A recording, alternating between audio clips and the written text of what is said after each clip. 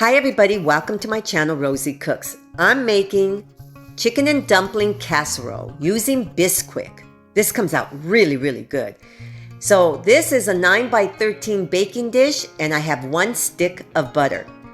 Now I just turned on my oven, 350 degrees. I'm gonna pop this in there for about 10 minutes or so, just until the stick of butter is melted. Keep an eye on it. Meanwhile, I'm gonna make some chicken broth. This is 2 cups of broth. I used Better Than Bouillon because it's handy. The way this works, it's 1 teaspoon of Better Than Bouillon and 1 cup of hot water, and you mix it up. I needed 2 cups of broth. To this, I'm going to add 1 can of cream of chicken and herb soup. Let's not talk about my Band-Aid. So I'm going to add this to my chicken broth.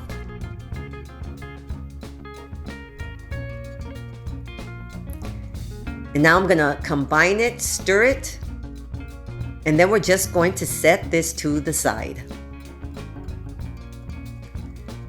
My butter is melted. To this, I'm going to add 3 cups of shredded chicken. You can use dark or light meat.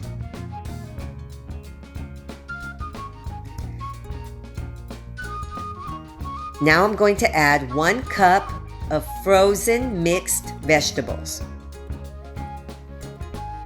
And it gives it so much color. So I have half a teaspoon of poultry seasoning and a half a teaspoon of Italian seasonings. So I'm going to sprinkle that all over the top.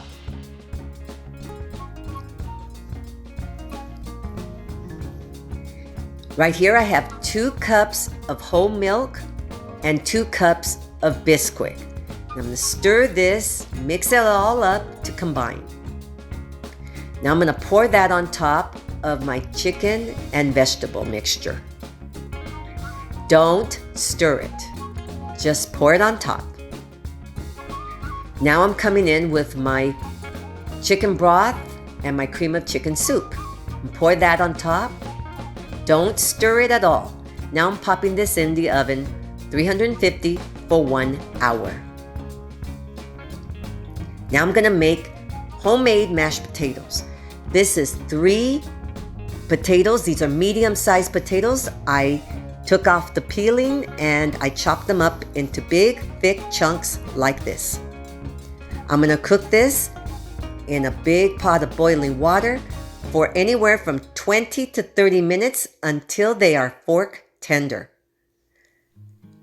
And I'm also going to add a half a teaspoon of salt.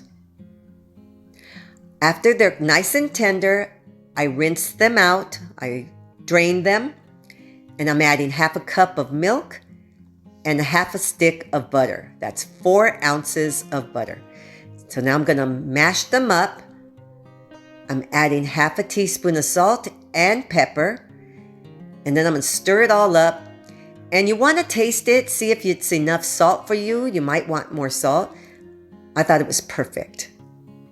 So I'm going to mix it all up. And if you really want creamy mashed potatoes, use an immersion blender if you have one.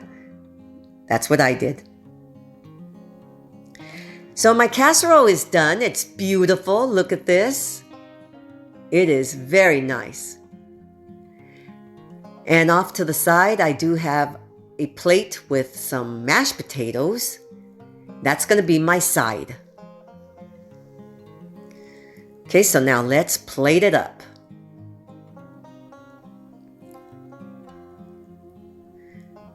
So you see all the gravy, it just adds a lot of gravy and flavor.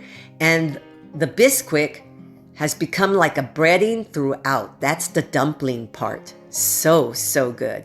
So I'm adding a little bit of parsley on top just to give it some color. This really is tasty. Here we are. Okay, I have to taste this. And I was really looking forward to this.